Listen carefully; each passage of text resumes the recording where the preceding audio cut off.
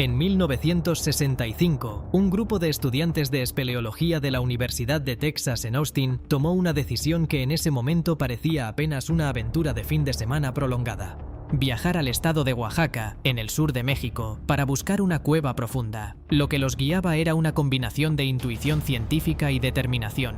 Habían estudiado mapas topográficos de la región de la Sierra Mazateca y notado algo que ningún otro equipo había evaluado con suficiente seriedad. La zona recibía más de 250 centímetros de lluvia al año, era una de las regiones más húmedas de México, y sin embargo en la superficie no había prácticamente ningún río ni arroyo. Toda esa agua tenía que ir a algún lado. Y si no estaba en la superficie, estaba debajo.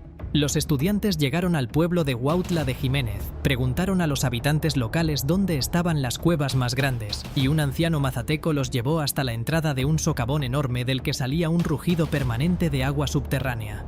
60 años después, lo que empezó con esa pregunta a un anciano se ha convertido en la exploración más larga y más compleja de una cueva que existe en el hemisferio occidental. Deja tu like, suscríbete y comparte. Comencemos. El sistema Huautla está ubicado en las montañas de la Sierra Mazateca, en el estado de Oaxaca, México. Es el sistema de cuevas más profundo del hemisferio occidental y el 10º más profundo del mundo.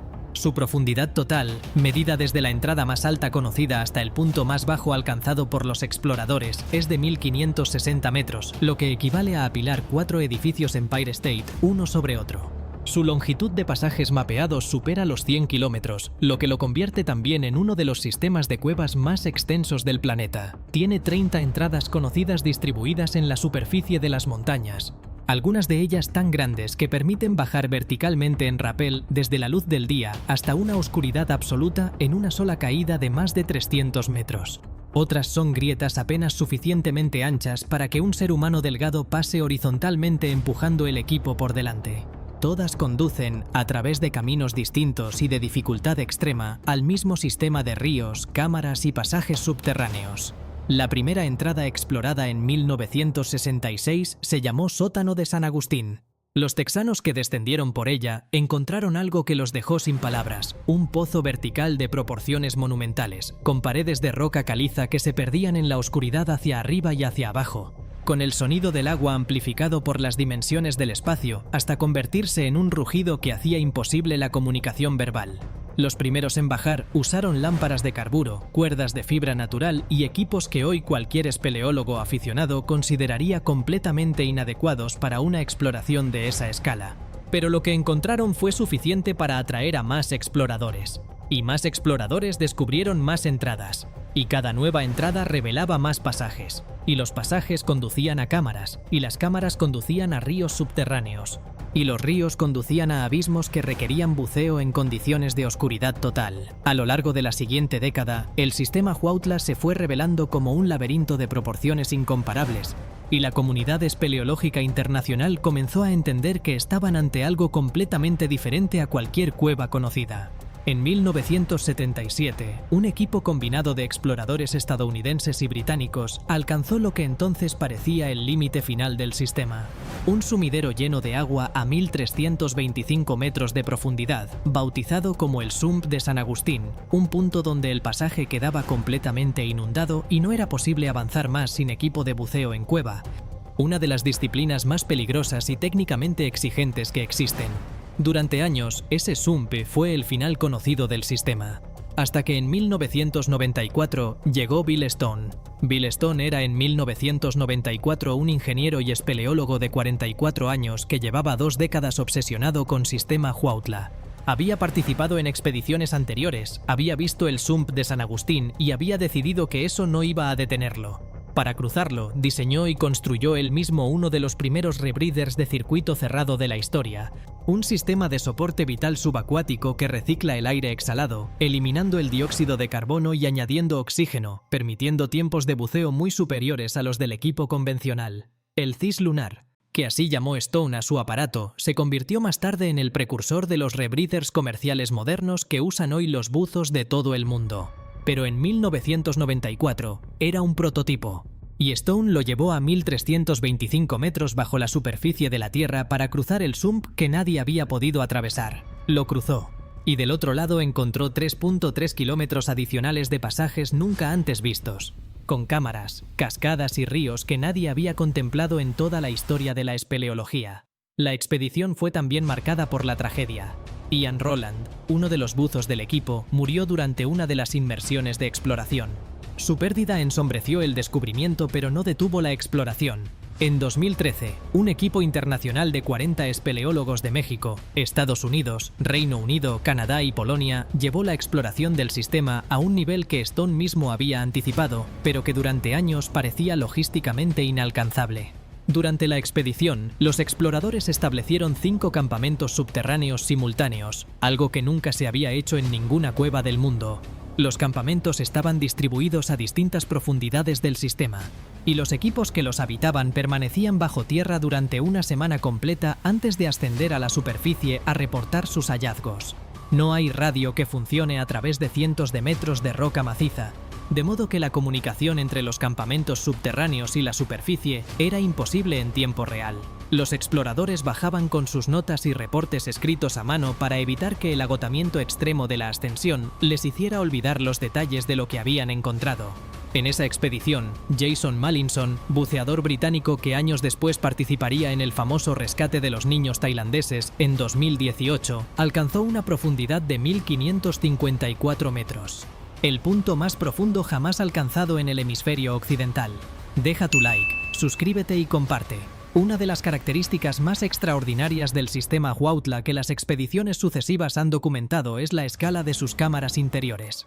La llamada Androdite Hall, una cámara natural ubicada en las secciones intermedias del sistema, tiene techos que alcanzan los 90 metros de altura y paredes que se extienden durante cientos de metros en todas las direcciones. Veteranos espeleólogos que han explorado cuevas en 5 continentes la describen sistemáticamente como una de las experiencias más sobrecogedoras de sus carreras. Bill Steele, cofundador del proyecto espeleológico Sistema Huautla y uno de los hombres que más tiempo ha pasado en sus profundidades, la describió con una frase que circula entre la comunidad espeleológica: si el Dr. Seuss hubiera hecho un libro sobre cuevas, se vería así. Dentro de Androdite Hall y en varias cámaras adyacentes crecen formaciones de calcita llamadas androditas, cristales blancos que se ramifican en todas las direcciones desafiando la gravedad, creados por capilaridad en lugar de por la acumulación de gotas. Son formaciones extremadamente raras y frágiles, y el sistema Huautla contiene algunas de las más grandes y mejor preservadas del mundo. Pero el sistema Huautla no es solo una maravilla geológica, es también un archivo paleontológico y biológico de valor extraordinario. En los años recientes, los paleontólogos han documentado en las cámaras internas del sistema los restos de fauna del Pleistoceno que quedó atrapada en las profundidades hace más de 10.000 años.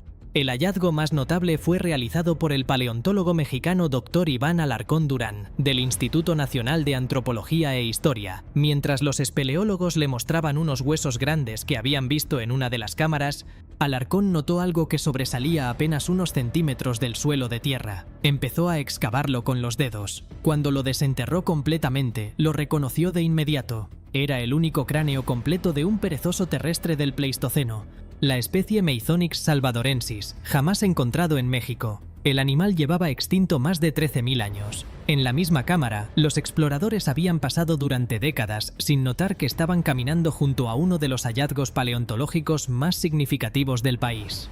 La biodiversidad del sistema Huautla ha sido catalogada en estudios recientes que revelan un ecosistema subterráneo completamente autónomo. El Dr. Oscar Franke de la Universidad Nacional Autónoma de México ha identificado hasta 48 formas de vida distintas en el interior del sistema, de las cuales 11 son criaturas troglomorfas, es decir, animales que han evolucionado específicamente para vivir en la oscuridad permanente.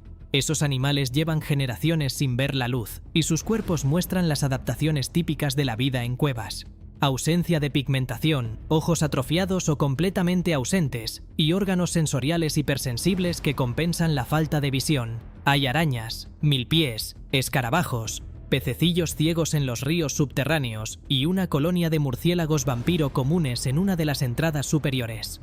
Cada una de esas criaturas es el producto de millones de años de evolución en condiciones que ningún laboratorio podría replicar, y su estudio está proporcionando información valiosa sobre los mecanismos de adaptación biológica en ambientes extremos. El proyecto espeleológico Sistema Huautla, conocido por sus siglas PESH, ha llevado a cabo expediciones anuales al sistema desde 2013, siempre en el mes de abril, el mes más seco del año en la región.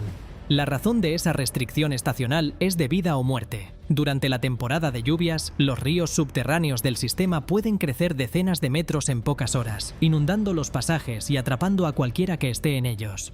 Incluso en abril, las condiciones pueden ser traicioneras. En una expedición, el equipo fue atrapado 3 días en las profundidades del sistema por una inundación repentina. Katie Graham, una de las exploradoras del equipo, tuvo que atravesar nadando un pasillo completamente lleno de agua con solo unos centímetros de aire entre la superficie del río y el techo de la roca. Ese tipo de situaciones, que en cualquier otro contexto serían emergencias absolutas, forman parte del riesgo calculado de explorar Sistema Huautla.